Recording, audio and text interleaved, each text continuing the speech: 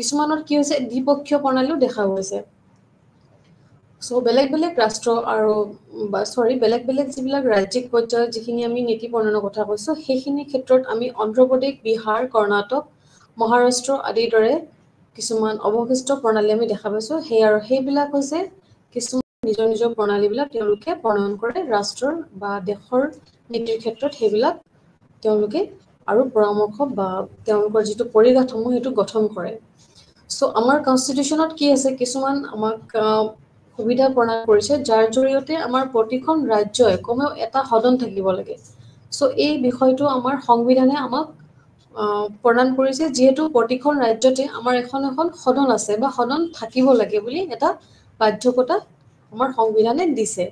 So ইয়াৰ পৰা কি হ'ব যিখিনি আঞ্চলিক সমষ্টি আছে সেই আঞ্চলিক সমষ্টিসমূহৰ পৰা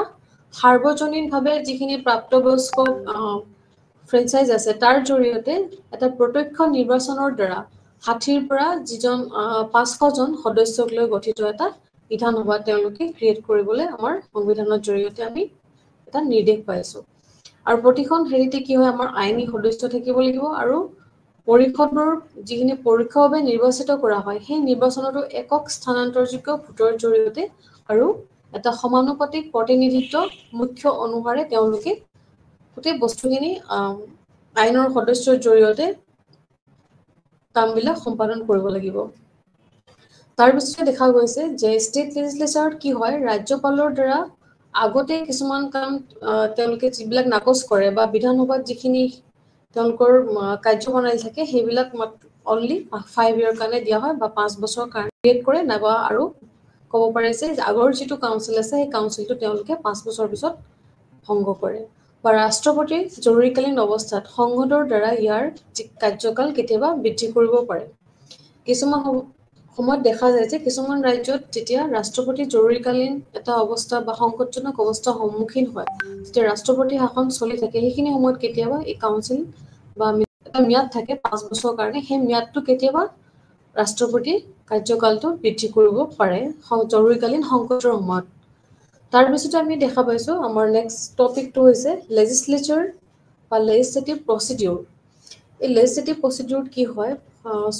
ৰাজ্যখনত যেহেতু ৰিগাৰ্ডিং আমি বেলেগ বেলেগ ধৰণৰ ষ্টেট বা যিখিনি আমাৰ ফ্ৰেমৱৰ্ক ক্ৰিয়েট কৰা হয় সেই ফ্ৰেমৱৰ্কৰ ভিতৰত ইয়াত প্ৰচিডিউৰবিলাক আমি চাবলৈ পাম প্ৰথমতে ফাৰ্ষ্ট প্ৰচিডিউৰটো দিয়া হৈছে ৰিগাৰ্ডিং মানি বিল অৰ্থাৎ মানি বিলৰ জৰিয়তে কেৱল লেজিসলেটিভ এছেম্বলি উৎপন্ন হ'ব পাৰে আৰু পৰিষদতো নহয় ইয়াতে দেখা যাইছে যে এ মানি বিল can originate only in the legislative assembly and not in the council so ইয়াতে আমি মানি বিলৰ কথা ফাৰ্ষ্ট প্ৰচিডিউৰত মেনশ্যন কৰিছে ৰিগাৰ্ডিং মানি বিল সো পৰিষদে কি কৰে তেওঁলোকৰ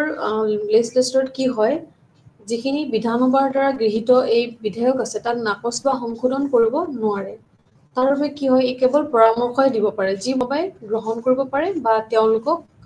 হেতু গ্ৰহণযোগ্য নহব পাৰে বুলি পৰিষদত দেখা যায় তাৰ পিছত দেখা গৈছে যে বিধানসভাৰ দ্বাৰা গৃহীত যিখিনি বিধেয়ক আছে সেই বিধেয়কখন সংশোধনৰ হৈতে বা তাৰ অবিহনে ৰাজ্যপালৰ ওচৰত সন্মতিৰ বাবে উপস্থাপন কৰা হয় ৰিগাৰ্ডিং মানি বিল এইখিনি বস্তু ইয়াতে মেনশ্যন হৈ আছে সো যিখিনি তেওঁলোকৰ গৃহীত বিধেয় থাকে তাত কেতিয়াবা সংশোধনৰ হৈতে বা সংশোধন নহব পাৰে কেতিয়াবা সেইখিনি সকলোখিনি বিধেয়কখন ৰাজ্যপালৰ ওচৰত তেওঁলোকে উপস্থাপন কৰে সন্মতিৰ বাবে যেটো মানি বিল হয় হেতু সন্মতিৰ বাবে উপস্থাপন কৰে আৰু যদি পৰিষদে সেই বিধেয়কখনৰ এটা নিৰ্দিষ্ট সময়সীমা বান্ধি দিছে 14 ডেজ বা 14 দিনৰ ভিতৰত ঘূৰাই নিদিয়ে তেন্তে সাধাৰণতে দেখা যায় যে তেওঁৰ সেই সন্মতিৰ বাবে ইয়াক পোনপটীয়াকৈ ৰাজ্যপালৰ ওচৰত উপস্থাপন কৰিব পাৰি সেয়ে বিধানসভাৰ ইচ্ছা অৱশ্যে ইয়াতে অৱয়সত বিৰাজ কৰে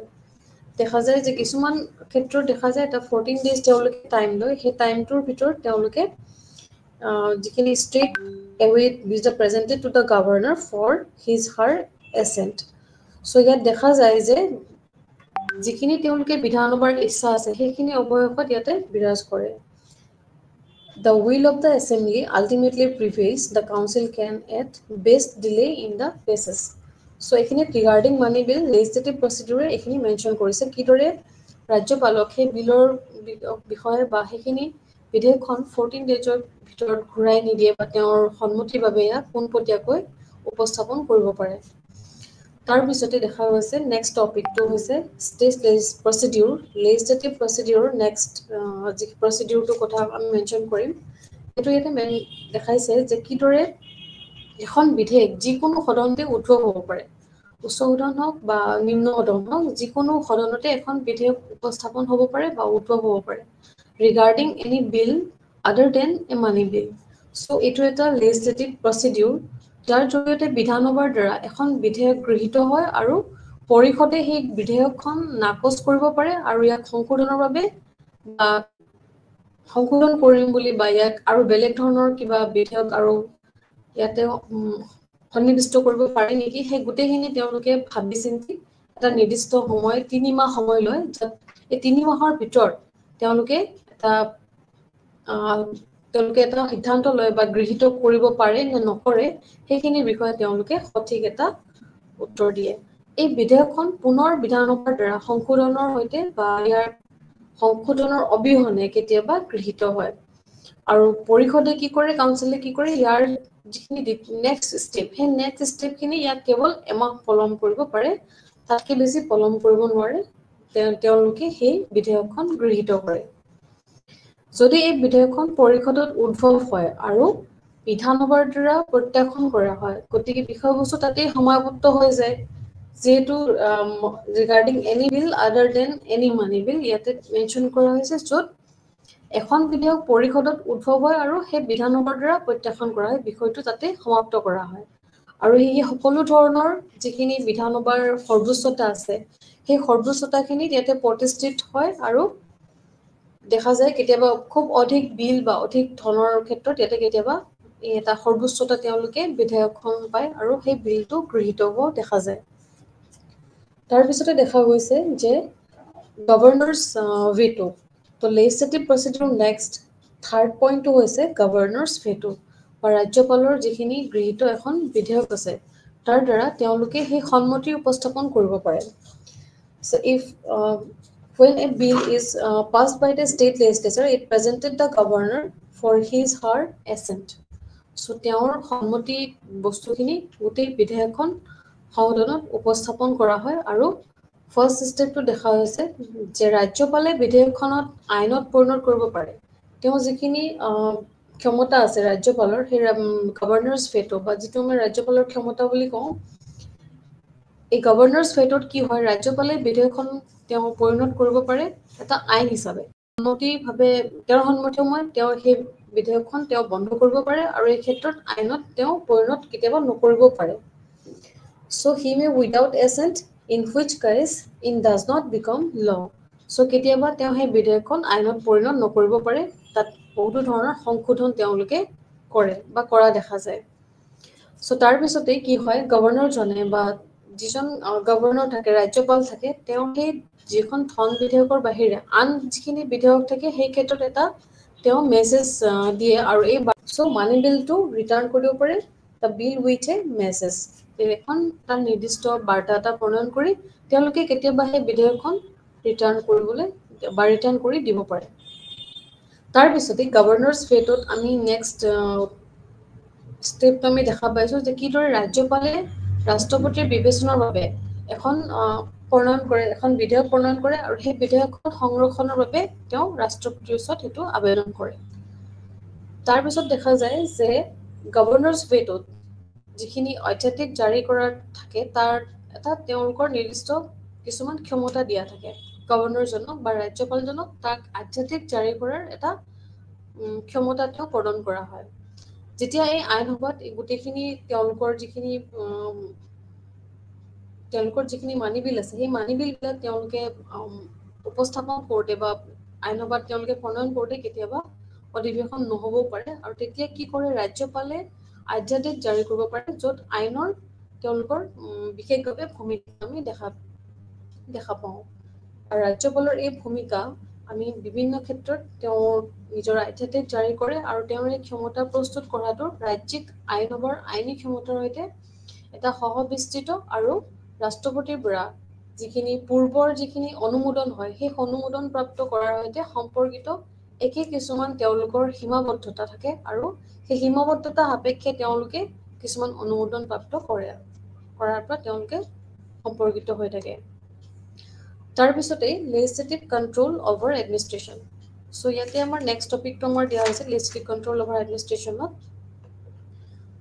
legislative control over administration আমি কেইবাটাও ইয়াতে স্টেপ দেখা পাইছো তো ফাৰ্স্ট স্টেপটো হৈছে assembly questions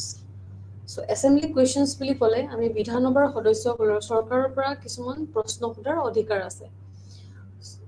বিভিন্ন ধৰণৰ তেওঁলোকৰ সদস্যসকলৰ বিভিন্ন ধৰণৰ প্ৰশ্ন থাকে ডেফিনেটলি এখন বিধানসভাত তেওঁলোকৰ যিবিলাক মেম্বাৰ থাকে তেওঁলোকৰ প্ৰতিজনৰে বেলেগ বেলেগ প্ৰশ্ন থাকে আমি যেহেতু সচৰাচৰ দেখি আহিছো সেই গোটেইবিলাক আমি এছেম্বলি আৱাৰ যেটো হয় সময় হয় সেইখিনি সময়ত তেওঁলোকৰ সেই প্ৰশ্ন সোধাৰ এটা সময় থাকে বা এছেম্বলি কোৱেশ্চনছ বুলি কওঁ যেটো আমি এই যেটো সিস্টেম এই সজুলিটোৱে চৰকাৰক ইয়াৰ যিখিনি পৰি আঙুলিৰ ওপৰত ৰাখে আৰু গোটেই বস্তুখিনি নিকাকৈ চাবলৈ এটা আমাৰ এটা স্টেপ এটা দিয়া হৈছে য'ত বিধানসভাত সকলোবিলাক সদস্যই তেওঁলোকৰ মনৰ যেটো ভাৱ সেই ভাৱটো প্ৰকাশ কৰিব পাৰে আৰু চৰকাৰৰ যদি ক'বাত দুৰ্বলতা দেখা পায় বা তেওঁলোকৰ যদি ক'বাত কিবা অলপ অসুবিধা দেখা পায় তেওঁলোকে সেইখিনি গোটেইখিনি বস্তু তাতে প্ৰশ্ন সোধাৰ এটা অধিকাৰ আছে তাৰ পিছতে যেতিয়া এই দুৰ্বলতাবোৰ লক্ষ্য কৰা হয় চৰকাৰে প্ৰতিশ্ৰুতি দিবলৈ আৰু সংশোধনমূলক পদক্ষেপ ল'বলৈ বাধ্য হয় আৰু যেতিয়া সেই সদস্যবিলাকে বিধানসভাৰ তেওঁলোকৰ নিজৰ নিজৰ মত প্ৰকাশ কৰি প্ৰশ্ন সোধে সেই প্ৰশ্ন সোধাৰ সময়ত চৰকাৰখনৰ যদি ক'বাত দুৰ্বলতা আছে ক'বাত যদি তেওঁলোকৰ আইন প্ৰণয়নত বা তেওঁলোকৰ নীতি প্ৰণয়নত যদি ক'বাত দুৰ্বলতা আছে দেখিছে যে ক'বাত তেওঁলোকৰ যিখিনি লক্ষ্য লৈ তেওঁলোকে নীতি প্ৰণয়ন কৰিছে সেই লক্ষ্যখিনি সম্পূৰ্ণ হোৱা নাই তেতিয়া তেওঁলোকে চৰকাৰে সেই পক্ষক বা ৰাষ্ট্ৰৰ হকে বা দেশৰ হকে বা সকলোৰে স্বাৰ্থত তেওঁলোকে এটা প্ৰতিশ্ৰুতি দিবলৈ বাধ্য হয় আৰু তাত যিখিনি সংশোধন কৰিব লাগে সেই সংশোধনবিলাক কৰিবলৈ তেওঁলোকে নিৰ্দিষ্ট পদক্ষেপ এই বিধানসভা জৰিয়তে তেওঁলোকে লয় তাৰ পিছতে আমি দেখা পাইছো যে ডিসকাশন বুলি এটা টপিক আছে হেতু হৈছে legislative control over administrationৰ নেক্সট টপিক তো legislative control over administrationত আমি সেকেন্ড টপিকটো হৈছে ডিসকাশন এটা legislative control আৰু এডমিনিষ্ট্ৰেশ্যনত যিকি প্ৰশাসনত আমি কেনেদৰে এটা কন্ট্ৰোল আনিব পাৰো নিয়ন্ত্ৰণ আনিব পাৰো সেই নিয়ন্ত্ৰণ বিষয়ে আমি জানিলে বিশেষভাৱে আমাৰ গুৰুত্বপূৰ্ণ কিছুমান টপিক আমাৰ চেপ্টাৰত অন্তৰ্ভুক্ত কৰা হৈছে সো এই ফাৰ্স্ট টপিকটো আমি যেহেতু কৈছো যে এছেম্বলি কোৱেশ্চন আৱাৰ বুলি এছেম্বলিত এটা আমাৰ সময় থাকে সেইখিনি সময়ত এই প্ৰশ্নৰ তেওঁলোকে বিভিন্ন সদস্য বিভিন্ন দলৰ ব্যক্তিয়ে বিভিন্ন তেওঁলোকৰ মত পোষণ কৰে বা চৰকাৰক উদ্দেশ্যে বা চৰকাৰৰ বিপক্ষে হওক বা তেওঁলোকৰ নীতি নিৰ্ধাৰণ যিবিলাক দুৰ্বলতা আছে দুৰ্বলতাবিলাক সংশোধন কৰিবলৈ এটা পদক্ষেপ ল'বলৈ চৰকাৰক বাধ্য কৰে সো নেক্সট স্টেপটো হৈছে ইয়াৰ ডিসকাশন বা যিখিনি আলোচনা পৰ্যায় এই ডিসকাশন টপিকটোত প্ৰশ্ন সোধাৰ উপৰিও ইয়াতে কি হয় সদস্যসকলে এটা গুৰুত্বপূৰ্ণ বিষয়বস্তুৰ ওপৰত তেওঁলোকে ডিসকাশন বিচাৰিব পাৰে বিভিন্ন টপিক বা বেলেগ বেলেগ ধৰণৰ ইম্পৰ্টেন্ট টপিক কাৰেন্ট ইস্যু বিলাক তেওঁলোকে এটা আলোচনা হওক বুলি ডিসকাশনৰ জৰিয়তে তেওঁলোকে এই সদনত সেইখিনি উপস্থাপন কৰিব পাৰে যে কিদৰে ডিসকাশনৰ জৰিয়তে এই গুৰুত্বপূৰ্ণ টপিকটো আমি মানে সুচাৰুৰূপে পৰিচালনা কৰিব পাৰো সো তেওঁলোকে গুৰুত্বপূৰ্ণ ৰাজহুৱা বিষয়ত মনোযোগ আকৰ্ষণ প্ৰস্তাৱ আৰু স্থগিত প্ৰস্তাৱো আগবঢ়াব পাৰে সো কেতিয়াবা কি হয় সদনত কি হয় ইয়াতে লেজিসলেচাৰত যিখিনি প্ৰশাসনত আমাৰ গুৰুত্বপূৰ্ণ ৰাজহুৱা বিষয় আছে সেই বিষয়ৰ ওপৰত বিশেষভাৱে মনোযোগ দিয়া হয় আৰু সেই বিষয়বোৰৰ ওপৰত কেনেকৈ আট্ৰেকচন আনিব পাৰি সেই বিষয়বোৰ কেনেদৰে প্ৰস্তাৱটো কৰিব পাৰি বা কেতিয়াবা সেই বিষয়বিলাক কি হয় স্থগিত কৰাও তেওঁলোকে ব্যৱস্থা আমাৰ সদনত আমি দেখা পাওঁ বা স্থগিত ব্যৱস্থাও আগবঢ়াব পাৰে যেহেতু ডিসকাশনৰ জৰিয়তে তেওঁলোকে নিৰ্দিষ্ট কিছুমান বিষয় বা চৰকাৰৰ নিৰ্দিষ্ট কিছুমান টপিক যিবিলাক কাৰেন্ট ইস্যু তেওঁলোকে আলোচনা কৰিব বিচাৰে বা আলোচনাৰ জৰিয়তে ইয়াৰ মানে সফলতা লাভ কৰিব বিচাৰে তেনে ক্ষেত্ৰত তেওঁলোকে ৰাজ্য চৰকাৰে এই নিৰ্বাচনৰ জৰিয়তে বা নিৰ্বাচনত সাপোজ কিছুমান ভুল ভুটি হয় সেইবিলাকৰ কিছুমান আলোচনা পৰ্যায় থাকিব পাৰে বা চৰকাৰৰ কিছুমান বিষয়বস্তু আলোচনা থাকিব পাৰে বা কিছুমান গুৰুত্বপূৰ্ণ ৰাজহুৱা বিষয় য'ত পাব্লিক সেক্টৰে হওক হেলথ সেক্টৰে হওক এডুকেশ্যন সেক্টৰে হওক যিকোনো বিষয় লৈ তেওঁলোকে এটা আকৰ্ষণীয় প্ৰস্তাৱ এটা তেওঁলোকে সদনত সময়টো দিয়ে আৰু কেতিয়াবা সেই প্ৰস্তাৱ তেওঁলোকে স্থগিত কৰে পিছৰ পৰ্যায়ত আলোচনা কৰিম বুলি তাৰ পিছত কি হয় এনে ধৰণৰ প্ৰস্তাৱৰ অনুমতি নাথাকিলে চৰকাৰে যথেষ্ট তথ্য যোগান ধৰিব পাৰে আৰু কিছু আলোচনা ল'ব পাৰে ইয়াক আকৌ তেওঁলোকে চৰকাৰৰ কঠোৰভাৱে ৰখা হৈছে আৰু যিখিনি জনপ্ৰতিনিধি আছে তেওঁলোকক ইয়াক উত্তৰ দিব লাগে বুলি ইয়াতে মেনশ্যন কৰা হৈছে So, ইয়াতে financial control over budget. Next topic to is discussion. হৈ গ'ল আমাৰ assembly question discussion. তাৰ পিছতে আমাৰ আলোচনা পৰ্যায় শেষৰ পিছত কিছুমান বিত্তীয় তেওঁলোকে আঁচনি বা বাজেট তেওঁলোকে লয় so financial control by budget so যেটো আমাৰ financial control অতি গুৰুত্বপূৰ্ণ বিষয় এখন দেশৰ বা ৰাষ্ট্ৰৰ বা ৰাজ্যৰ এই financial control বাজেটৰ জৰিয়তে কেনেদৰে এটা নিয়ন্ত্ৰণ কৰি ৰাখিব পাৰি সেই ব্লক আমি ইয়াতে আমাৰ legislative control over administration আমি দেখা পাইছো সো কোনো ধন সংগ্ৰহ কৰিব নোৱাৰি আৰু আইনসভাৰ ভোট অবিহনে কোনো ব্যয় কৰিব নোৱাৰি তাৰ পিছত দেখা গৈছে পাৰ্স ষ্ট্ৰিংবোৰ যিবিলাক তেওঁলোকৰ সিস্টেম আছে সেই সিস্টেমবিলাক নিয়ন্ত্ৰণ কৰি আইনসভাই চৰকাৰৰ কিছুমান কাৰ্যসূচী আছে সেই কাৰ্যসূচী আৰু সেই কাৰ্যকলাপবিলাক একেলগে তেওঁলোকে নিয়ন্ত্ৰণৰ জৰিয়তে বাজেটৰ জৰিয়তে এটা নিয়ন্ত্ৰণত ৰাখিবলৈ চেষ্টা কৰে তাৰ পিছতে আইনসভাত যিখিনি ইয়াৰ সংখ্যাগৰিষ্ঠতা থাকে সেই সংখ্যাগৰিষ্ঠতাৰ দ্বাৰা চৰকাৰে অৱয়বত বিচাৰ যিখিনি তেওঁলোকে ধনৰ তেওঁলোকে বিচৰা হয় বা চৰকাৰৰ যিখিনি ধন বিচৰা হয় এই ধন লাভ কৰিব পাৰে আৰু ইয়াৰ প্ৰক্ৰিয়াটোৰ সৈতে যথেষ্ট আলোচনা আৰম্ভ কেতিয়াবা হ'ব পাৰে সংখ্যাগৰিষ্ঠতাৰ ওপৰত এইটো এটা চৰকাৰৰ জনসাধাৰণৰ প্ৰয়োজনীয়তাৰ সৈতে সম্পৰ্ক ৰাখে আৰু আলোচনাটোৱে ভোটদান কাৰ্যসূচী ৰূপায়ণত যিখিনি তেওঁলোকৰ ভূমিকা থাকে বা কাৰ্যসূচী ৰূপায়ণত প্ৰশাসনৰ যিবিলাক দুৰ্বলতা থাকে সেই দুৰ্বলতাবোৰ কেতিয়াবা ইয়াতে আলোকপাত কৰা দেখা যায় নিৰ্বাচনৰ সময়ত যেহেতু আমাৰ বহুতো ধৰণৰ আমাৰ যিখিনি খেলিমেলি হয় বা কেতিয়াবা অৰাজকতাৰ সৃষ্টি হয় পৰিস্থিতিবিলাক কেতিয়াবা যেতিয়া খেলিমেলি হয় সেইখিনি সময়ত কি হয় গোটেই বস্তুবিলাক আমাৰ ভোটদানৰ যিটো কাৰ্যসূচী ৰূপায়ণ থাকে তাত আমাৰ এডমিনিষ্ট্ৰেশ্যনত কেতিয়াবা বহুতো খেলিমেলি হোৱা দেখা যায় আৰু কেতিয়াবা প্ৰশাসনৰ দুৰ্বলতা আমি দেখা পাওঁ সো সেই গোটেইবিলাক বস্তু আমি এই চৰকাৰৰ যিটো আমাৰ বাজেট সিস্টেম এই বাজেট সিস্টেমত আমি গোটেই বস্তুখিনি ক্লিয়াৰলি আমি এটা সূচী এখন উলিয়াই আমি তালিকাখন উলিয়াই আমি প্ৰতিটো বস্তু চাব পাৰোঁ তাৰ পিছতে যিখিনি আমাৰ নেক্সট ষ্টেপটো হৈছে পোষ্ট এক্সপেণ্ডিচাৰ কণ্ট্ৰল সো ৰাজ্যিক যিখিনি আইনসভা আছে সেই ৰাজ্যিক আইনসভাই অডিটৰ যিটো আমাৰ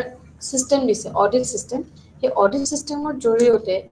আমাৰ চৰকাৰে কৰা কিছুমান ব্যয়বোৰৰ আমি তাক এক্সামিন কৰিব পাৰোঁ সো সেইটো আমি কেনেকৈ তেওঁলোকে দিছে যে এটা অডিট সিস্টেমক আগবঢ়াইছে যাৰ জৰিয়তে যিবিলাক আমাৰ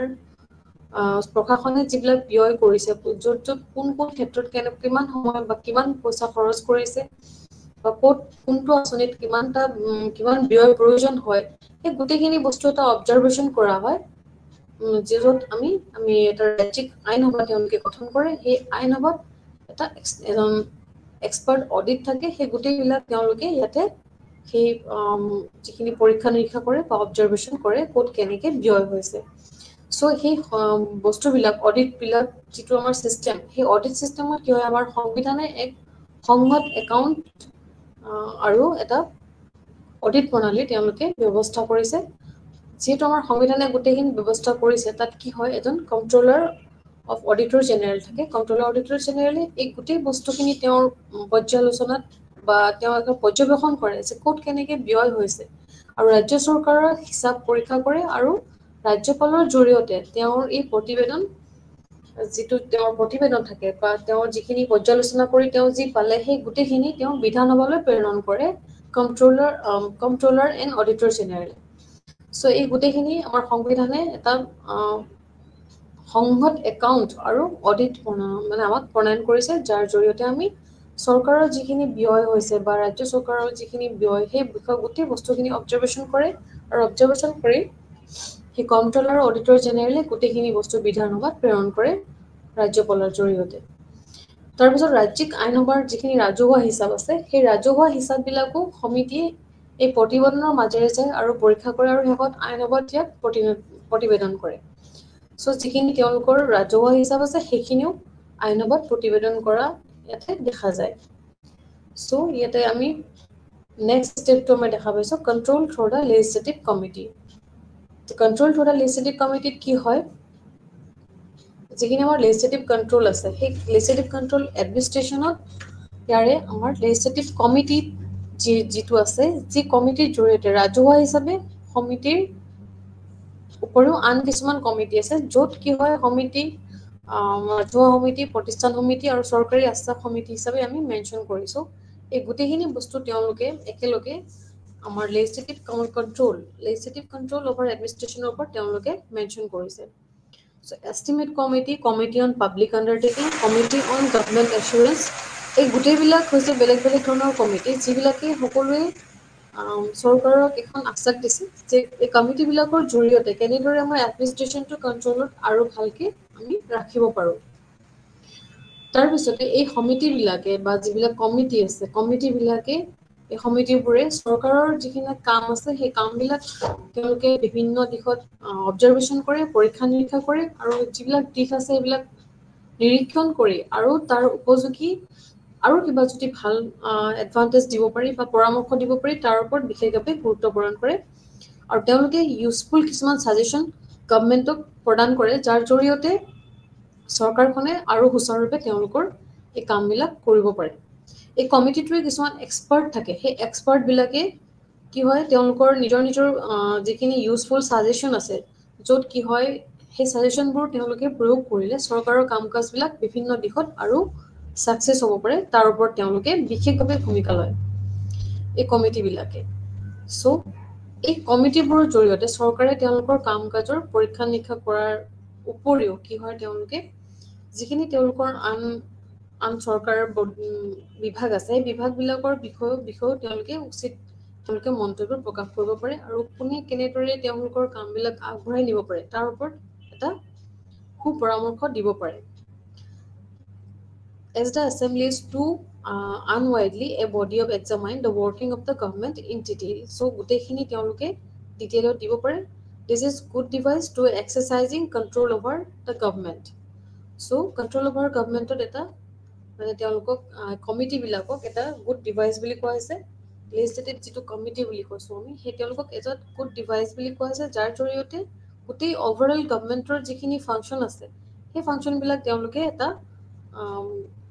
সুচিন্তা বা সুপৰামৰ্শ বা সাজেশন ইউজফুল সাজেশন আগবঢ়াবলৈ সক্ষম হয় তাৰপিছতে নেক্সট প্ৰচেছটো হৈছে লেজিসলেটিভ কন্ট্ৰোল অভাৰ এডমিনিষ্ট্ৰেশ্যনৰ নেক্সট প্ৰচেছটো হৈছে কিছুমান ফৰ্ম আছে নেক্সট ফৰ্মটো হৈছে মিনিষ্ট্ৰিয়েল ৰেছপন্সিবিলিটি সো মিনিষ্ট্ৰিয়েল ৰেছপন্সিবিলিটিৰ জৰিয়তে আমাৰ যিখিনি লেজিসলেটিভ কন্ট্ৰোল আছে সেই কন্ট্ৰোলৰ কিছুমান এক্সাৰচাইজ আৰু তেওঁলোকে এইটো মিনিষ্ট্ৰিয়েল ৰেছপন্সিবিলিটি ফৰ্মত তেওঁলোকে প্ৰয়োগ কৰে আৰু ইয়াৰ জৰিয়তে আমাৰ এডমিনিষ্ট্ৰেশ্যনটো লেজিসলেটিভভাৱে কেনেদৰে নিয়ন্ত্ৰণ হৈছে সেইটো বিষয়ে আমাক মেনশ্যন কৰিছে সো সংসদীয় যিটো ৰূপ আছে সেই সংসদীয় ৰূপটোত আমাৰ দেখা যায় যে আইনসভাৰ আটাইতকৈ শক্তিশালী কামটো হৈছে মন্ত্ৰীৰ দায়িত্ব থকা সো মিনিষ্ট্ৰিয়েল ৰেছপন্সিবিলিটি ক'লে আমি ডাইৰেক্ট ক'ব পাৰোঁ যে যিবিলাক মন্ত্ৰী আছে সেই মন্ত্ৰীবিলাকৰ তেওঁলোকৰ দায়িত্ব তো বিভিন্ন ধৰণৰ বিভিন্ন ক্ষেত্ৰত থকা মন্ত্ৰী বিভাগে সো মিনিষ্ট্ৰিয়েল যিটো কাউন্সিল আছে বা মিনিষ্ট্ৰিয়েল বডি আছে তো বেলেগ বেলেগ ক্ষেত্ৰত বেলেগ বেলেগ উদ্যোগ ক্ষেত্ৰতে হওক বা এডুকেশ্যন ক্ষেত্ৰতে হওক হেল্থ ছেক্টৰ হওক তো প্ৰতিটো ক্ষেত্ৰতে তেওঁলোকৰ কিছুমান ৰেছপন্সিবিলিটি আছে সেই ৰেছপন্সিবিলিটিবিলাক কিদৰে কণ্ট্ৰলত থাকিব পাৰে ৰাখি এডমিনিষ্ট্ৰেশ্যনটো আৰু সুচাৰুৰূপে প্ৰশাসন আগবাঢ়ি যাব পাৰে সেইখিনিৰ বিষয়ে বিশেষভাৱে মিনিষ্ট্ৰিয়েল ৰেছপন্সিবিলিটি আমাৰ লেজিসলেটিভ কন্ট্ৰোলক এটা ফৰ্মত আগবঢ়াই নিছে সো আইনসভাৰ আটাইতকৈ শক্তিশালী কামটো হৈছে মন্ত্ৰীৰ দায়িত্ব বলবৎ কৰা so the most potent and function of the legislative is to enforce the ministerial responsibility so ইয়াতে বহুত ইম্পৰ্টেণ্ট এটা এনফোৰ্স বুলি কোৱা হৈছে ফাংচন বুলি কোৱা হৈছে যে কিদৰে এই মন্ত্ৰীসভাই বা মন্ত্ৰী পৰিষদে তেওঁলোকৰ মিনিষ্ট্ৰিয়েল ৰেছপন্সিবিলিটিবিলাকে বা মিনিষ্ট্ৰিয়েল ৰেছপন্সিবিলিটি যিবিলাক দায়িত্ব সেই দায়িত্ববিলাক পালন কৰে আৰু in a parliamentary form of government the political executive is a part of the legislative and is responsible to it to all time so দেখা যাচ্ছে যে সংসদীয় ৰূপত যেটো আমাৰ সংসদীয় ৰূপ আছে আমাৰ যেটো এখন সংসদ আছে আৰু সংসদীয় আমাৰ ব্যৱস্থা আছে এই সংহতি ব্যৱস্থাত ৰাজনৈতিক যেটো আমাৰ চিন্তাধাৰা আছে বা ৰাজনৈতিক যেটো আমাৰ এক্সিকিউটিভ আছে পলিটিক্যাল এক্সিকিউটিভ ৰাজনৈতিক কাৰ্যবাহী আইন সভা আছে এই আইন সভাত এটা অংশ হিচাপে ল'ব পাৰি আৰু সকলো সময়তে ইয়াৰ পৰা এটা দায়বদ্ধতা আমি দেখা পাইছো প্ৰতিটো ক্ষেত্ৰতে কিছুমান ৰেসপন্সিবিলিটি আমি ষ্টেপ দেখিবলৈ পাইছো সো এই দায়বদ্ধতা থকাৰ বাবে আমাৰ গোটেই সকলো সময়তে কি হয় ৰেসপন্সিবল হৈ পৰে এই মিনিষ্ট্ৰিয়েল বডি সো তেওঁলোকে প্ৰতিটো ক্ষেত্ৰতে তেওঁলোকৰ যি ক্ষেত্ৰত দিয়া হৈছে তো প্ৰতিজন মিনিষ্ট্ৰিয়েল বডিয়ে তেওঁলোকৰ ক্ষেত্ৰত ৰেসপন্সিবিলিটি বা দায়বদ্ধতা দেখা পাইছো যাৰ জৰিয়তে আমাৰ এডমিনিষ্ট্ৰেচনটো এটা কন্ট্ৰোলত আমি চলাই ৰাখিব পাৰিছো নিয়ন্ত্ৰণত ৰাখিব পাৰিছো তো চৰকাৰৰ যিকোনো সময়তে এটা অনাস্থা ভোটৰ দ্বাৰা বা আনকি ইয়াৰ বাজেট বা যিকোনো গুৰুত্বপূৰ্ণ আইনী যিখিনি ব্যৱস্থা আছে সেই আইনী ব্যৱস্থাবিলাক পদক্ষেপত প্ৰত্যাখ্যান কৰাৰ দ্বাৰা আৰু ইয়াৰ কিছুমান বিভিন্ন ধৰণৰ আইনগত ব্যৱস্থা আছে যিবিলাক গুৰুত্বপূৰ্ণ আইনী পদক্ষেপৰ প্ৰত্যাখ্যান কৰাৰ দ্বাৰা ওলাই যাব পাৰে সো মিনিষ্ট্ৰিয়েল ৰেসপন্সিবিলিটি সেইখিনি মেনশন আছে সেয়ে এই যদি প্ৰত্যাহ্বানৰ পৰা ওলাই যাব যে তেতিয়া কি হয় মন্ত্ৰীসকলৰ জৰিয়তে সেই প্ৰশাসকক বা যিজন মিনিষ্ট্ৰিয়েল বডি আছে এক্সিকিউটিভ বডি আছে সেই এক্সিকিউটিভ প্ৰশাসকজনক ইয়াৰ প্ৰতি পৰোক্ষভাৱে দায়বদ্ধ হৈ পৰে সো তেওঁ ডাইৰেক্টলি তেওঁ ইয়াৰ লগত ৰিলেটেড হৈ পৰে য'ত কি হয় সেই প্ৰশাসকজনে ডাইৰেক্টলি তেওঁৰ যিখিনি ৰেসপন্সিবিলিটি তাৰ জড়িত হৈ পৰে আৰু এই কন্ট্ৰোলটোৰ জৰিয়তে তেওঁলোকে বিভিন্ন ধৰণৰ ক্ষেত্ৰত এটা মিনিষ্ট্ৰিয়েল কন্ট্ৰোল থাকিলেও প্ৰায় অনুভৱ কৰা যায় যে প্ৰশাসনে পৰ্যাপ্ত সঁহাৰি দিয়া নাই সো হেতু থাকিলেও কেতিয়াবা কি হয় আমাৰ এডমিনিষ্ট্ৰেচনে ৰেসপন্সিবল কিছুমান দায়িত্ব বা administration becomes indirectly responsible in the to it through the ministers so প্ৰায় অনুভৱ কৰা হয় যে প্ৰশাসনে পৰ্যাপ্ত কিছুমান সঁহাৰি ইয়াতে কেতিয়াবা নাপায় বা মন্ত্ৰীসকলে প্ৰশাসনৰ পৰা সঁহাৰি কেতিয়াবা নাপায় সো আনহাতে আৰু এটা বিতৰ্ক হৈছে যে আইনী নিয়ন্ত্ৰণ বিশেষকৈ অডিটৰ জৰিয়তে যেটো আমাৰ অডিট সিস্টেম আছে অডিট সিস্টেমৰ জৰিয়তে যিখিনি আমাৰ লিগেল কন্ট্ৰোল আছে সেই লিগেল কন্ট্ৰোলখিনি বিশেষকৈ অত্যাধিক টান আৰু খুব জটিল হৈ পৰে আৰু প্ৰশাসকসকলৰ কিছুমান ক্ষেত্ৰত তেওঁলোকৰ উদ্যোগটো কাঢ়ি লোৱা দেখা যায়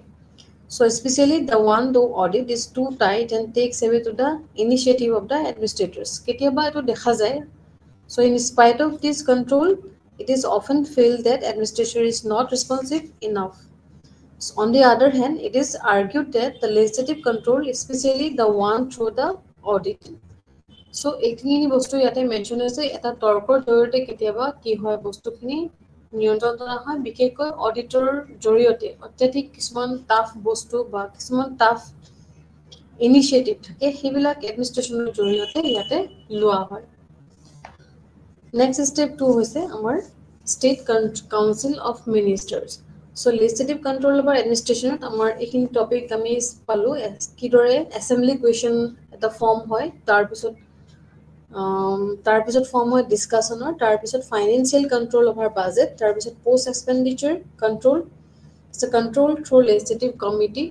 তাৰপিছত মিনিষ্ট্ৰিয়েল ৰেসপন্সিবিলিটি সো এই গোটেইখিনি স্টেপ বাই স্টেপ আমাৰ লেসনতে বিশেষকৈ বহুত শৰ্টলি দিয়া হৈছে এনি মিনিষ্ট্ৰিয়েল ৰেসপন্সিবিলিটি বুলি ক'লে আমি বহুত লং এটা চেপ্টাৰ আমি পিছৰ পৰ্যায়ত পাম কিদৰে এছেম্বলি কুৱেশ্যন এটা বহুত লং টপিক হয় কিন্তু ইয়াতে বহুত শৰ্টলি দিয়া আছে সো এইখিনি বিষয় আমি বিশেষ বেলেগ চেপ্টাৰত আমি আলোচনা কৰিম সো নেক্সট স্টেপটো হৈছে আমাৰ state council of ministers state council of মিনিষ্টাৰত কি হয় ৰাজ্যখনৰ যিখিনি সাংবিধানিক মুৰব্বী থাকে সেই সাংবিধানিক মুৰব্বী আৰু আমাৰ যিজন গভৰ্ণৰ থাকে ৰাজ্যপাল তো তেওঁৰ নামত ৰাজ্যখনৰ কাৰ্যবাহী ক্ষমতাসমূহ সম্পূৰ্ণভাৱে প্ৰয়োগ কৰা হয় সো ৰাজ্যপালৰ জনৰ ওচৰতে যিখিনি আমাৰ কাৰ্যবাহী ক্ষমতা আছে সেই ক্ষমতাসমূহ তেওঁক প্ৰদান কৰা হয় আৰু সেই ক্ষমতাটো হৈছে এটা সাংবিধানিক এটা ক্ষমতা য'ত ৰাজ্যপালে সেইখিনি ভূমিকা পালন কৰিবলৈ তেওঁ বাধ্য সো কিন্তু ৰাজ্যপালে তেওঁক যিখিনি সহায় আৰু পৰামৰ্শ দিবলৈ মুখ্যমন্ত্ৰী মুৰব্বী হিচাপে এটা মন্ত্ৰী পৰিষদ এখন গঠন কৰিব লাগিব যাৰ জৰিয়তে গোটেই মন্ত্ৰী পৰিষদটো এজন হেড হিচাপে মুখ্যমন্ত্ৰী গোটেই বস্তুখিনি তেওঁৰ দায়িত্ব ল'ব লাগিব আৰু ৰাজ্যপালৰ সহায় ল'ব লাগিব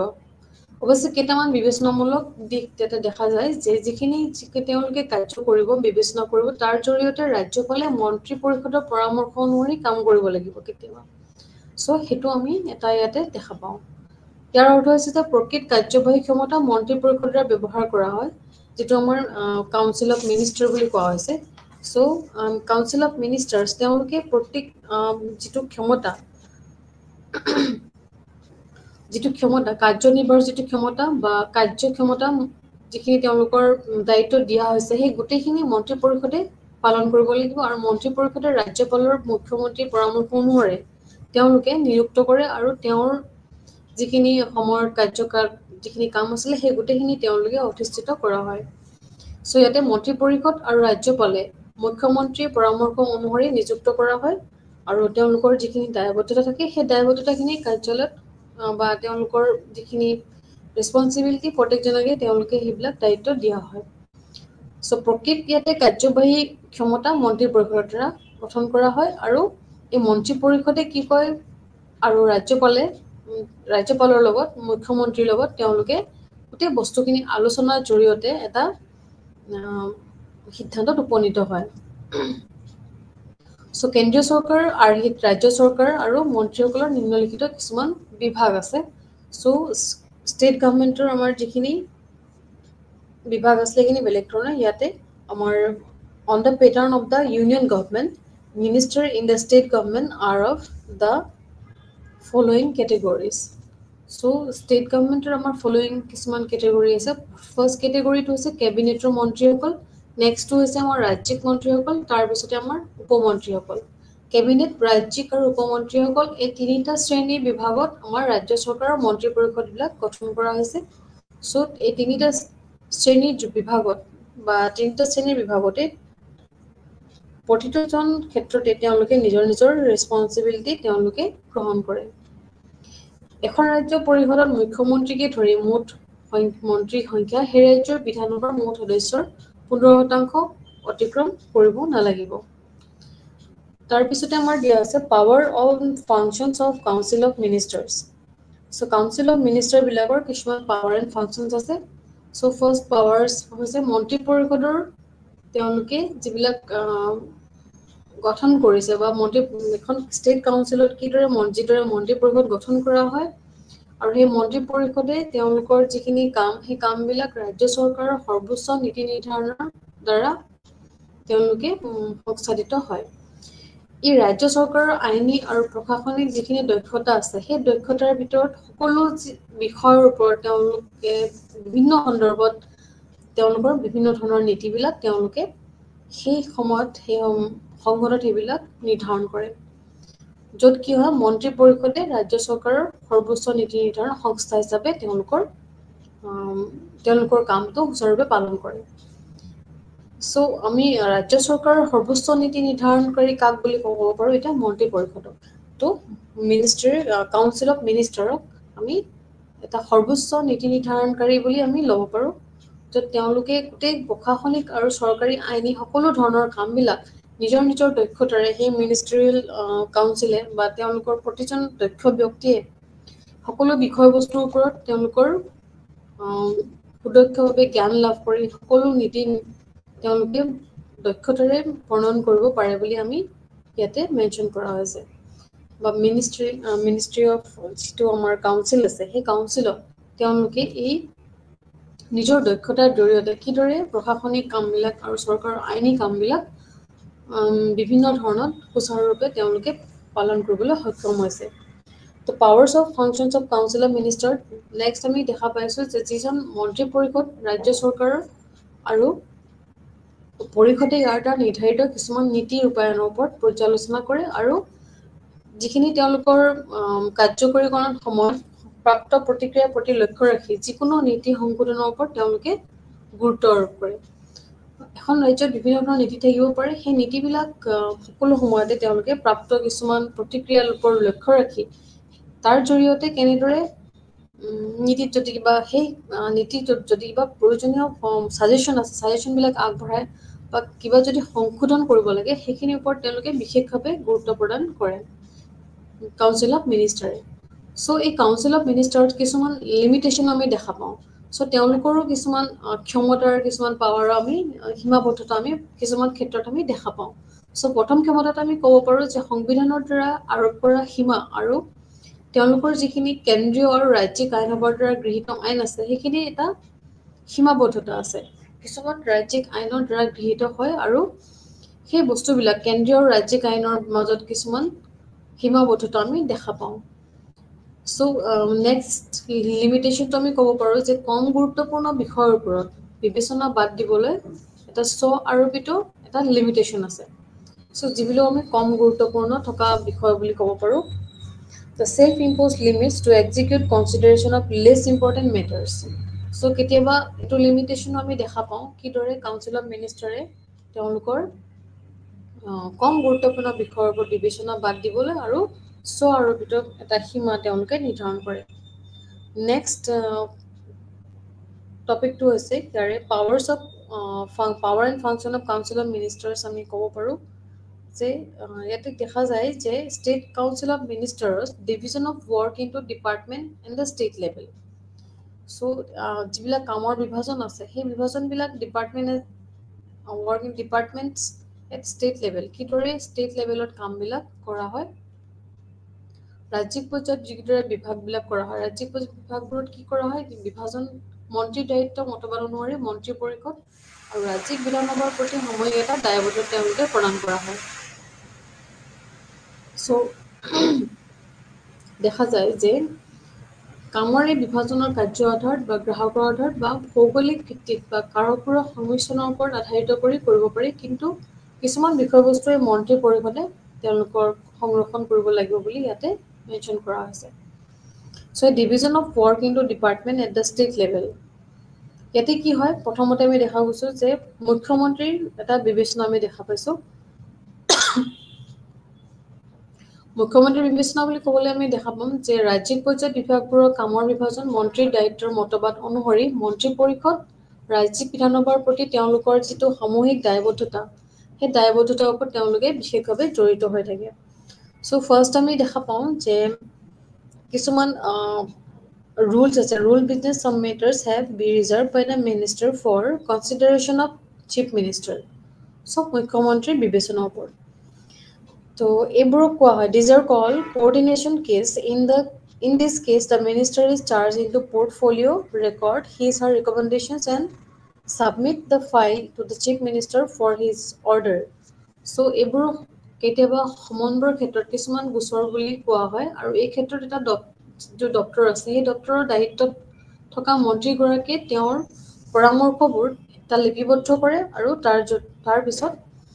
সেইবিলাক আদেশ বা ফাইলৰ জৰিয়তে মুখ্যমন্ত্ৰীৰ ওচৰত তেওঁলোকে সেই লিপিবদ্ধ বস্তুবিলাক তেওঁলোকে দাখিল কৰে তাৰ পিছত দেখা গৈছে যে প্ৰেজেন্টেশ্যন বিফোৰ দ্য কেবিনেট চ' কেবিনেটৰ সন্মুখত এটা উপস্থাপন তেওঁলোকে কৰে যে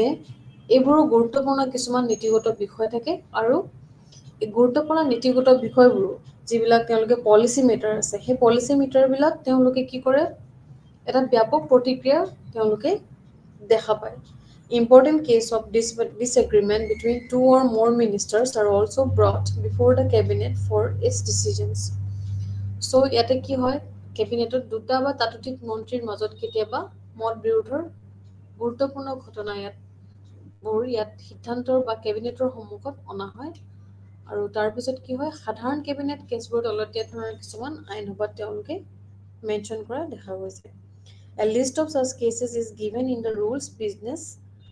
so ইয়াতে কিছুমান তেওঁলোকে rules দেখা পাইছে আৰু in addition the chief minister may require any particular case of any department to be placed before the cabinet so ইয়াতে কেবিনেটত কিছুমান টিপিক্যাল কেবিনেট কেছ আমি দেখা পোৱা গৈছে so টিপিক্যাল কেবিনেট কেছবিলাক আমি কিছুমান ক'ব পাৰোঁ যে প্ৰথমতে ক'ব পাৰোঁ যে আইনসভাৰ সন্মুখত বাৰ্ষিক বিত্তীয় যিটো বিবৃতি হয় সেই বাৰ্ষিক বিত্তীয় বিবৃতিৰ জৰিয়তে কিছুমান আইন প্ৰদান কৰা হয় আৰু তাৰ পৰিপূৰক অনুদানৰ এটা দাবী কৰা হয় তাৰপিছতে কেবিনেট কেছত আৰু কিছুমান কেবিনেট কেছ আমি ক'ব পাৰোঁ যে ৰাজ্যিক বিত্তীয় প্ৰভাৱিত কৰা প্ৰস্তাৱ আৰু বিত্ত মন্ত্ৰীৰ দ্বাৰা অনুমোদিত নহয় চ' যিখিনি আমাৰ proposal affecting state finance not approved by the finance minister. So হেতু এটা typical cabinet case আমি কেতিয়াবা before cabinet আমি দেখা পাওঁ। তাৰ পিছতে আমি নেক্সট কেছটো আমি দেখা পাওঁ যে ৰাজ্যিক লোকসেৱা আয়োগৰ যিটো তেওঁলোকৰ চিষ্টেম আছিলে যে exemption of important matters from the purview of the state public service commissions. So তেওঁলোকৰ আওতাৰ এটা গুৰুত্বপূৰ্ণ বিষয় তেওঁলোকে ৰেহাই দেখা গৈছে। ৰাজ্যিক লোকসেৱা আয়োগৰ গুৰুত্বপূৰ্ণ বিষয়বোৰ তেওঁলোকে কিছুমান ৰেহাই পোৱা দেখা গৈছে। তাৰ পিছত নেক্সট টিপিকেল কেছটো হৈছে যে proposal for the imposition of new taxes. So নতুন কিছুমান টেক্স বা কৰ তেওঁলোকে আৰোপ কৰাৰ পৰা প্ৰস্তাৱ ইয়াতে দেখা পাইছে। সো নেক্সট ষ্টেপটো হৈছে roll of chief minister. Roll of chief minister আমি ষ্টেট কাউন্সিল অফ মিনিষ্টাৰ্ছ আৰু এটা গুৰুত্বপূৰ্ণ বিষয়বস্তু state council of ministers roll of chief minister মুখ্যমন্ত্ৰীৰ যিটো ভূমিকা সেই মুখ্যমন্ত্ৰীৰ ভূমিকা খুবেই গুৰুত্বপূৰ্ণ। সো মুখ্যমন্ত্ৰীয়ে ৰাজ্য চৰকাৰৰ ক্ষেত্ৰত বহুতো একেই কিছুমান কাম কৰে যিদৰে প্ৰধানমন্ত্ৰীয়ে কেন্দ্ৰীয় চৰকাৰৰ সন্দৰ্ভত কাম কৰে। এজন প্ৰাইম মিনিষ্টাৰে যিদৰে আমাৰ গোটেই দেশখনৰ সৰ্বোচ্চ গোটেই সমগ্ৰ দেশখনৰ কাম কৰে সেইদৰে মুখ্যমন্ত্ৰীয়ে সমগ্ৰ আমাৰ ৰাজ্যখনৰ কাম কৰে। আৰু ইয়াত দেখা যায় যে যদিও ৰাজ্য চৰকাৰৰ প্ৰকৃত কাৰ্যবাহী ক্ষমতা মন্ত্ৰী পৰিষদত আছে কিন্তু মুখ্যমন্ত্ৰীয়ে এই কাৰ্যবাহী ক্ষমতা প্ৰয়োগত এক বিশেষ ভূমিকা তেওঁ অৰ্জন কৰিছে। সো মন্ত্ৰী পৰিষদো গঠন হয়, ৰাজ্যিক পৰ্যায়তো মন্ত্ৰী পৰিষদ গঠন হয়, তেওঁলোকে নিজৰ নিজৰ ভূমিকাবিলাক পালন কৰি থাকে। তাৰ ভিতৰতে মেইন মুখ্য দায়িত্বত থাকে মুখ্যমন্ত্ৰী। সো মুখ্যমন্ত্ৰীয়ে সেই কাৰ্যবাহী ক্ষমতাৰ প্ৰয়োগত এক বিশেষ ভূমিকা তেওঁ অৰ্জন কৰে। সো প্ৰতিটো ক্ষেত্ৰতে তেওঁৰ এটা বা প্ৰতিটো আইন ক্ষেত্ৰত বা প্ৰতিটো কাৰ্যবাহী ক্ষমতাৰ ওপৰত তেওঁৰ বিশেষভাৱে এটা ভূমিকা থাকে। সো মুখ্যমন্ত্ৰীগৰাকীৰ ৰাজ্যপালে নিযুক্তি দিয়ে আৰু তেওঁৰ যিখিনি সময় থাকে কাৰ্যকাল সময় থাকে সেই সময়ত অধিষ্ঠিত হয়। আৰু অৱশ্যে যেতিয়া বিধানসভাত এটা ৰাজনৈতিক দলৰ নিৰংকুশ সংখ্যাগৰিষ্ঠতা আছে আৰু এই বিষয়বোৰত ৰাজ্যপালে কেৱল আনুষ্ঠানিক ভূমিকাহে পালন কৰে আৰু তেওঁ সংখ্যাগৰিষ্ঠ দলৰ নেতাক চৰকাৰ গঠনৰ বাবে আমন্ত্ৰণ জনায় আৰু যিজন মেজৰিটি হয় সেই মেজৰিটি গ্ৰুপটোক তেওঁ চৰকাৰ গঠনৰ বাবে আমন্ত্ৰণ জনায় আৰু যেতিয়ালৈকে তেওঁ বিধানসভাৰ আস্থা উপভোগ কৰে তেতিয়ালৈকে তেওঁ বৰ্খাস্ত কৰিব পাৰে। তাৰ পিছতে কেতিয়াবা ধৰি লওক অস্থিৰতা সময় আহিলে বা সংকটৰ সময়ত আহিলে কি হয় ৰাজ্যপালে এই বিষয়বস্তুবোৰত কিছু বিবেচনা কৰে আৰু তেতিয়া কোনো এটা দলে বিধানসভাৰ নিৰংকুশ সংখ্যাগৰিষ্ঠতা দাবী কৰিব নোৱাৰে। এই ক্ষেত্ৰত মন্ত্ৰী পৰিষদৰ সম্পৰ্কত মুখ্যমন্ত্ৰীৰ ক্ষমতা মুখ্যমন্ত্ৰী পৰিষদৰ নেতা হয় আৰু তেওঁ যিহেতু পৰিষদৰ নেতা হয় তেওঁৰ আন মন্ত্ৰীসকলৰ মাজত দপ্তৰৰ আবণ্টন কৰিব লাগিব আৰু যেতিয়া তেওঁ এই যিটো আবণ্টন বিচাৰে সেই তেতিয়া তেওঁ এনে কিছুমান প্ৰস্তাৱ সলনি কৰিবলৈ তেওঁ সন্মত হয়। আৰু দেখা যায় যে মুখ্যমন্ত্ৰীয়ে পৰিষদৰ যিহেতু নেতা তেওঁৰ সেই দপ্তৰৰ আবণ্টন যিটো কাৰ্য সেই গোটেই কাৰ্যবিলাক কেতিয়াবা দপ্তৰৰ সাল সলনিও কেতিয়াবা কৰা দেখা যায়। বিভিন্ন দপ্তৰৰ বিভাগ কেতিয়াবা আন এজনক বা যিটো তেওঁলোকৰ চিষ্টেম তেওঁলোকে মন্ত্ৰীসকলৰ মাজত এই সাল সলনি কৰা দেখা যায়। দপ্তৰৰ সলনি হোৱা আমি সাধাৰণতে দেখা পাওঁ। তাৰপিছতে আমি ৰোল অফ চিফ মিনিষ্টাৰত আমি দেখা পাইছোঁ যে তেওঁ মন্ত্ৰী পৰিষদৰ কাম কাজৰ এক সমন্বয়মূলক ভূমিকা গ্ৰহণ কৰে। যিহেতু আমি আগতে মেনশ্যন কৰিছোঁ যে মন্ত্ৰী পৰিষদ যিহেতু তেওঁলোকে নিজৰ নিজৰ কামবিলাক কৰে কিন্তু ইয়াতে মুখ্যমন্ত্ৰীৰ এটা বিশেষ ভূমিকা থাকে আৰু তেওঁ চাব লাগিব যে বিভিন্ন বিভাগৰ সিদ্ধান্তবোৰ সুসংগত হৈছে নে নাই। যে প্ৰতিটো বিভাগৰ ৰাজ্যখনৰ যিহেতু আমাৰ বহুতো বিভাগ আছে সেই বহুতো বিভাগত বেলেগ বেলেগ ধৰণৰ কামবিলাক বা নীতিবিলাক কিদৰে ৰূপায়ণ হৈছে বা ৰূপায়ণ কিমান সফল হৈছে কেনেদৰে সেই কামবিলাক আগবাঢ়ি গৈছে সেই গোটেইখিনি মুখ্যমন্ত্ৰীয়ে তেওঁৰ ৰেছপনচিবিলিটি ল'ব লাগিব আৰু বিভিন্ন বিভাগৰ সিদ্ধান্তবোৰ তেওঁলোকে বা তেওঁ সুসংগতভাৱে ল'বলৈ বাধ্য হ'ব লাগিব আৰু তেওঁ বিধানসভাত তেওঁৰ মন্ত্ৰী পৰিষদৰ নেতৃত্ব দিব লাগিব আৰু তেওঁৰ যিখিনি আন মন্ত্ৰী আছে সেই মন্ত্ৰীবিলাকক তেওঁলোকৰ নেতৃত্ব দিয়াৰ বাহিৰেও তেওঁলোকক প্ৰতিৰোধ কৰিব জানিব লাগিব। সেই গোটেইখিনি ভূমিকা মুখ্যমন্ত্ৰী ইয়াতে মেনশ্যন আছে। সো ৰাজ্যপালৰ সম্পৰ্কত মুখ্যমন্ত্ৰীৰ ক্ষমতা যিটো গভৰ্ণৰৰ সম্পৰ্কত মুখ্যমন্ত্ৰীৰ ক্ষমতা সংবিধানৰ কোনো ঠাইত উল্লেখ কৰা হোৱা নাই। ইয়াতে দেখা গৈছে যে কৰ্মচাৰী সম্পৰ্কত মুখ্যমন্ত্ৰীৰ ক্ষমতা ৰাজনৈতিক কাৰ্যবাহী মুৰব্বী হোৱাৰ ফলত মুখ্যমন্ত্ৰীয়ে ৰাজ্যপালৰ সমগ্ৰ আমোলাতান্ত্ৰিক যেটো আমাৰ ব্যুৰোক্ৰেসি আছে সেই সমগ্ৰ আমলাতন্ত্ৰটো নিয়ন্ত্ৰণ কৰে তো কৰ্মচাৰীসকল মুখ্যমন্ত্ৰীৰ এটা ক্ষমতা প্ৰদান কৰে তাৰ পিছতে তেওঁলোকে যিখিনি ৰাজনৈতিক কাৰ্যবাহী ক্ষমতা আছে সেই ৰাজনৈতিক কাৰ্যবাহী মুৰব্বী যেহেতু মুখ্যমন্ত্ৰী সো মুখ্যমন্ত্ৰীয়ে গোটেই ৰাজ্যখনৰ এটা আমলাতন্ত্ৰৰ ওপৰত তেওঁ কন্ট্ৰোল কৰে আৰু গোটেইখিনি তেওঁৰ কন্ট্ৰোলতে গোটেইখিনি চলি থাকে তাৰ পিছতে এই অনুষ্ঠানত মুখ্য সচিবৰ নেতৃত্বত সচিবালয়ে তেওঁক সহায় কৰে সো সচিবালয় যেটো আমাৰ আছে এছেম্বলি সো সচিবালয় তেওঁ গোটেই ক্ষমতাখিনি বা তেওঁৰ দায়িত্বখিনি সুচাৰুৰূপে পালন কৰিবলৈ তেওঁক প্ৰতিটো ক্ষেত্ৰতে প্ৰতিটো বিভাগতে তেওঁক সহায় কৰে সো মুখ্যমন্ত্ৰীৰ ভূমিকা আমি এখিনি দেখা পাইছো যে সকলো জ্যেষ্ঠ নিযুক্তি যেনে ব্যক্তি আছে বা সচিব আছে এই সচিবালয়ত যিবিলাক জ্যেষ্ঠ নিযুক্ত সচিব আছে তেওঁলোকে অতিৰিক্ত বা যুটীয় বা উপ সচিব আছে বা বিভাগীয় মুৰব্বী আছে বা ৰাজহুৱা খণ্ডৰ যিবিলাক তেওঁলোকৰ প্ৰতিষ্ঠান আছে সেই প্ৰতিষ্ঠানবিলাকৰ বিভিন্ন ধৰণৰ অধ্যক্ষ থাকে আৰু পৰিচালনা সঞ্চালক আদি কিছুমান অনুমোদন তেওঁলোকে ইয়াতে জনায় সো সংসদীয় ৰূপত ৰাজনৈতিক কাৰ্যবাহী আইনসভাৰ আন এটা অংশ আৰু ইয়াতে দেখা যায় যে সকলো সময়তে ইয়াৰ দ্বাৰা এই ক্ষেত্ৰবিলাক দায়বদ্ধ হৈ আছে তাৰ পিছতে আমি দেখা পাইছো লেজিসলেচাৰ সম্পৰ্কত মুখ্যমন্ত্ৰীৰ ক্ষমতা সো মুখ্যমন্ত্ৰীৰ ক্ষমতা আমি বেলেগ ধৰণে আমি বেলেগ ক্ষেত্ৰত দেখা পাইছো ফাৰ্ষ্টত আমি দেখা পালো যে chief minister in relation with the council ministers তাৰ পিছতে powers of the chief minister in relation of governor so ৰাজ্যপালৰ লগত তেওঁৰ ৰিলেশ্যনটো তাৰ পিছত powers of the chief minister in relation with the legislature তো লেজিসলেচাৰ লগত তেওঁলোকৰ সম্পৰ্ক তাৰ পিছত আমি পাম powers of the chief minister in relation of the personnel relation to the person to relation to the legislature কি হ'ব chief minister power লগত legislature relation to আমি কেনে ক'ব পাৰো যত আমি মুখ্যমন্ত্ৰী এটা আছে আমাৰ গোটেই মানে হাউস অফ লিডাৰ তে হাউস অফ লিডাৰ বুলি কোৱা হয় the chief minister is also the leader of the house so তেওঁকে লিডাৰ বুলি কোৱা হয় যেহেতু আৰু এই আনুষ্ঠানিক স্থিতিৰ উপৰিও কি হয় ইয়াতে এটা আনুষ্ঠানিক স্থিতিৰ উপৰিও মুখ্যমন্ত্ৰীৰ সদনত প্ৰকৃত আইন নেতৃত্বত বা আইনী যিখিনি নেতৃত্ব আছে সেই নেতৃত্ব প্ৰদান কৰে আৰু ইয়াতে কি হয় এই সন্দৰ্ভত দেখা যায় যেটো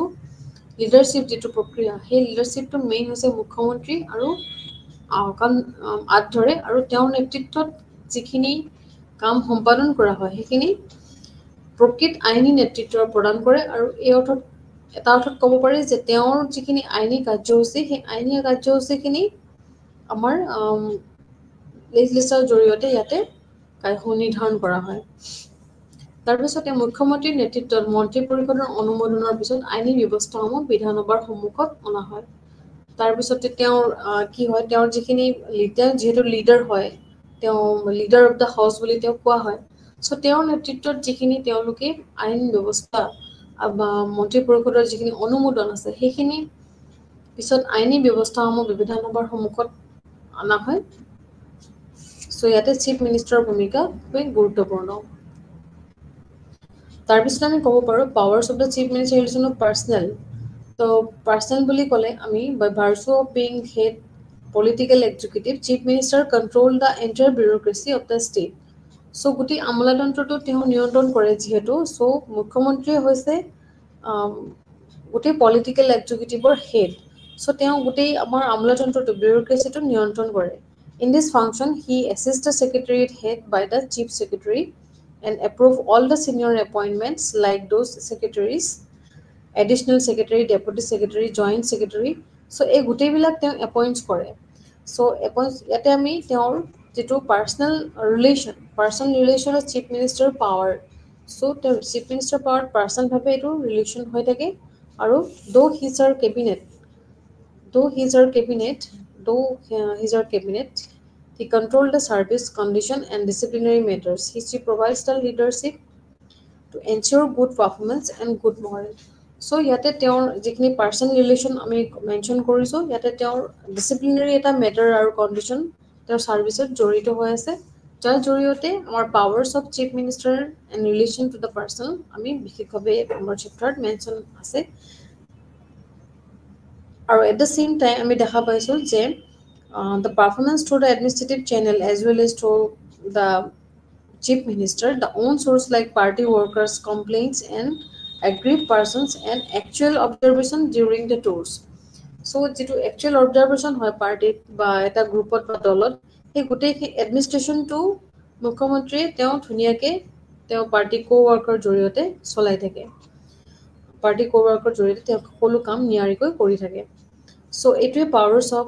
chief minister relation to the personnel আমি ইয়াতে চেপ্টাৰত আমি মেনশন পাইছো সো তাৰ পিছত আমি আমাৰ চেপ্টাৰটো ইয়াতে শেষ হৈছে কনস্টিটিউশনাল যেটো আমাৰ চেপ্টাৰটো ইয়াতে শেষ হৈছে আজি সো নেক্সট আমাৰ কনক্লুজন পাৰ্টটো আমি চাম কনক্লুজন পাৰ্টত আমি চাব গ'লে দেখা পাইছো যে আমাৰ যিখিনি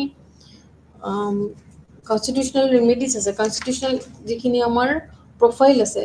এখন ষ্টেট গভৰ্নমেণ্ট বা ৰাজ্য চৰকাৰ চলিবলৈ হ'লে বা ৰাজ্য চৰকাৰৰ যিখিনি প্ৰশাসন আছে সেই প্ৰশাসনখন সুচাৰুৰূপে চলিবলৈ আমাৰ কনস্টিটিউশনাল আমাৰ এটাৰ যেটো প্ৰফাইল খুবেই গুৰুত্বপূৰ্ণ সো উইদাউট আমি সংবিধান এখন দেশ কেতিয়াও চলিব নোৱাৰে বা সংবিধানৰ যেটো আমাৰ দায়বদ্ধতা আছে সেই সংবিধানৰ দায়বদ্ধতাখিনি মানি চলি আমি কিদৰে প্ৰশাসনখন আৰু সুচাৰুৰূপে চলাই নিব পাৰো তাক আমি এই চেপ্টাৰটোৰ জৰিয়তে বিশেষভাৱে জানিবলৈ সক্ষম হ'ম আৰু ছাত্ৰ-ছাত্ৰীসকলে ইয়াৰ জৰিয়তে তেওঁলোকে কনস্টিটিউশনাল প্ৰফাইল বুলি ক'লে অকল এখিনি বস্তুই নহয় ইয়াৰ লগতে আৰু বহুত কথা জড়িত হৈ আছে সংবিধান কাক বোলে সংবিধান কোনে গঠন কৰিছে কেনেদৰে গঠন হয় সো সংবিধানৰ গোটেই বস্তুখিনি বা তেওঁলোকৰ যিখিনি ৰুল ৰেগুলেশনস দিয়া আছে সেই গোটেইখিনি জনাটো খুবেই গুৰুত্বপূৰ্ণ বিষয়বস্তু not only constitutional profile তো গোটেই all in all constitutional বডিটোৱে হৈছে খুবেই গুৰুত্বপূৰ্ণ বিষয়বস্তু এখন এডমিনিষ্ট্ৰেশ্যনৰ বাবে বা ষ্টেট এডমিনিষ্ট্ৰেশ্যনৰ বাবে বা গোটেই চেন্ট্ৰেল এডমিনিষ্ট্ৰেশ্যনৰ বাবে সো আমাৰ লেখত কনক্লুজন পাৰ্টটো আমি সাম অলপমান সো কনক্লুজন পাৰ্টত আমি দেখা পাইছো যে শেষত আমি ক'ব পাৰো যে কনস্টিটিউশন বুলি ক'লে বা সংবিধান বুলি ক'লে বিভিন্ন ধৰণৰ ফেডাৰেল বা তেওঁলোকৰ যিখিনি বৰ্ণনা আছে সেইখিনি আমি এটা একক পক্ষপাতিত্ব আছে আৰু ফেডাৰেল পক্ষপাতিত্বৰ সৈতে একক হৈ আছে So our constitution has been very seriously described as federal and federal with a unitary bias and unitary with a federal bias. So গোটেইখিনি এটা ফেডাৰেল পক্ষপাতিত্বৰ সৈতে একক হৈ আছে আৰু মানে তেওঁলোকৰ এই গোটেই সিস্টেমটো without going into these descriptions it can be stated that our constitution provides for a division of functions between the union government and the state government with a substantial area where their functions are overlapped.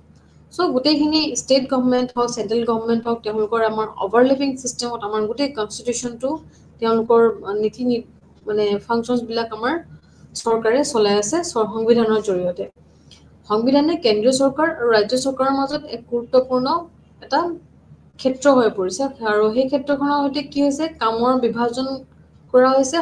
ৰাজ্য চৰকাৰৰ কাম কৰিছে কেন্দ্ৰীয় চৰকাৰৰ কাম কৰিছে আৰু যিবিলাক স্থানীয় চৰকাৰ আছে স্থানীয় প্ৰশাসন আছে সো স্থানীয় প্ৰশাসন বিলাকে স্থানীয় কাম কৰিছে যে সংবিধানে সকলো পাৱাৰছ বিলাক তেওঁলোকে ডিস্ট্ৰিবিউট কৰি দিছে সেন্ট্ৰেল ভাবে ৰাজ্যিকভাৱে কেন্দ্ৰীয়ভাৱে ৰাজ্যিকভাৱে আৰু স্থানীয়ভাৱে সো সেই গোটেই বিভাজন বিলাক আমি ক'ত পাইছো আমি সংবিধানৰ জৰিয়তে পাইছো সো সংবিধানখন যদি নহল হয় আমি সেই বিভাজন বিলাক আমি নাপালো হয় আৰু আমাৰ কাৰ্যবিলাক এখন দেশ এখনৰ ৰাষ্ট্ৰ এখন কাৰ্যবিলাক তাৰ যিখিনি কাৰ্যকলাপ থাকে সেই কাৰ্যকলাপখিনি আমি ইমান সচৰাচৰ পালন কৰিব নোৱাৰিলো সো গোটেইখিনি আমি চালিজাৰি দেখা পাওঁ যে সংবিধানৰ এটা গুৰুত্বপূৰ্ণ ভূমিকা আছে য'ত আমাৰ এটা ডিভিজন অফ ৱৰ্ক বুলি যেটো আমি কওঁ সেই ডিভিজন অফ ৱৰ্কটো আমি এই সংবিধানৰ জৰিয়তে প্ৰদান কৰি আমাৰ ৰাষ্ট্ৰখন সুচাৰুৰূপে আমি পৰিচালনা কৰিব পাৰিছো বা বিভিন্ন কাৰ্যকলাপবিলাক আমি সুচাৰুৰূপে পৰিচালনা কৰিব পাৰিছো তাৰ পিছত আমি ক'ব পাৰো যে সংবিধানত কি হয় সাধাৰণতে ইউনিয়ন আৰু ৰাজ্য চৰকাৰৰ মাজত কাৰ্যবাহী এটা ক্ষমতা বিতৰণে ইউনিয়ন ৰাজ্যিক তালিকা দিয়া অনুসৰি আইনী ক্ষমতা বিতৰণ অনুসৰণ কৰে সো যিবিলাক চেন্ট্ৰেল তেওঁলোকে গঠন আছে বা কেন্দ্ৰীয় যিবিলাক গঠন আছে কেন্দ্ৰীয় চৰকাৰে তেওঁলোকৰ ৰাজ্য চৰকাৰক বিভিন্ন ক্ষেত্ৰত আইনী ক্ষমতা প্ৰণয়ন কৰে আৰু এই আইনী ক্ষমতাৰ জৰিয়তে কেন্দ্ৰীয় চৰকাৰ ৰাজ্য চৰকাৰ দুইখনে মিলি বা স্থানীয় চৰকাৰ গোটেইবিলাকে মিলি তেওঁলোকৰ যিখিনি পাৱাৰ ডিস্ট্ৰিবিউশন আছে পাৱাৰ ডিস্ট্ৰিবিউশনখিনি অনুসৰণ কৰে আৰু নিজৰ কামবিলাক তেওঁলোকে সুচাৰুৰূপে কৰিব পাৰে থ্ৰু দিস লিগেল তেওঁলোকে এডভাইস বা লিগেল যেটো ক্ষমতা আছে পাৱাৰ হে পাৱাৰ বিলাকৰ জৰিয়তে আৰু কিছুমান ব্যতিক্ৰম তেওঁলোকে দেখা গৈছে যে ৰাজ্য চৰকাৰবোৰত সমকালীন তালিকাৰ ক্ষেত্ৰত কাৰ্যবাহী ক্ষমতা প্ৰস্তুত কৰিছে আৰু সংঘৰ লগতে ৰাজ্যিক পৰ্যায়ত আমি কিছুমান গ্ৰহণীয় আৰু দেখা যায় আৰু সংসদীয় প্ৰকাৰৰ কিছুমান চৰকাৰৰ ৰূপত ইয়াতে বিভিন্ন ক্ষেত্ৰত আমি ৰাজ্যক দেখা পাইছো য'ত ৰাজ্যপালে হৈছে ৰাজ্যখনৰ সাংবিধানিক মুৰব্বী যেহেতু আমি আগতে পাই আছো যে গভৰ্ণৰ এজনে হৈছে ৰাজ্যখনৰ এটা সাংবিধানিক মুৰব্বী আনহাতে প্ৰকৃত কাৰ্যবাহী ক্ষমতা তেওঁৰ নামত মুখ্যমন্ত্ৰীৰ নেতৃত্বত তেওঁলোকে মন্ত্ৰিত্ব পৰিষদে ব্যৱহাৰ কৰা দেখা গৈছে সেয়ে আমি ৰাজ্যৰ প্ৰশাসনৰ সাংবিধানিক পৰীক্ষাবিলাক আলোচনা কৰি আহিছো আৰু ৰাজ্য চৰকাৰৰ যিখিনি ক্ষমতা আছে ৰাজ্যিক তালিকা সমকালীন তালিকা সেই সন্দৰ্ভত এটা স্পষ্ট ধাৰণা এই চেপ্টাৰটোৰ জৰিয়তে আমি পাইছো